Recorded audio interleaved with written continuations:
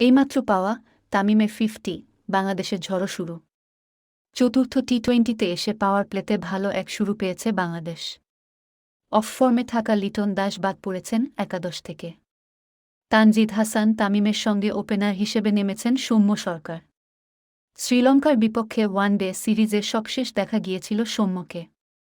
তৃতীয় ওয়ানডেতে ইনজুরিতে পড়ার পর তার জায়গায় এসেছিল তানজিদ তামিম। সেই তামিমের সঙ্গেই আজ শুক্রবার ব্যাট হাতে বাংলাদেশের ইনিংস শুরু করেছেন সৌম্য। ইনজুরি থেকে ফেরার পর নিজেকে থিতু করতে খানিক সময় নিয়েছেন ক্রিজে। তবে আরেক ওপেনার তানজিদ তামিম শুরু থেকেই আছেন উড়ন্ত ছন্দে।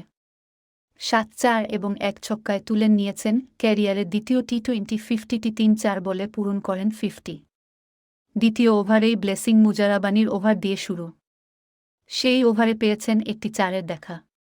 পরের 2 ওভারে ছিল আরও 2টি করে 4-এর দেখা।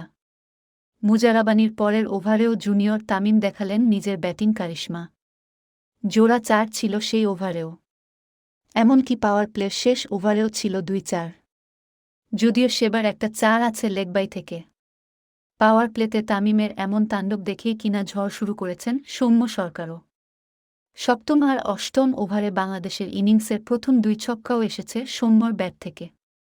আর ইনিংসের নবম ওভারে এসে 50-র দেখা পান তানজিদ তামিম। অপর ব্যাটার সৌম্য সরকার অবশ্য খেলছেন খানিক ওয়ানডে মেজাজে। এই প্রতিবেদন লেখা পর্যন্ত 1-0 ওভার শেষে বাংলাদেশের সংগ্রহ বিনা উইকেটে 9-0 রান। তামিম অপরাজিত 5-2 রানে। অপর ওপেনার সৌম্যর ব্যাট থেকে এসেছে 2-5 রান।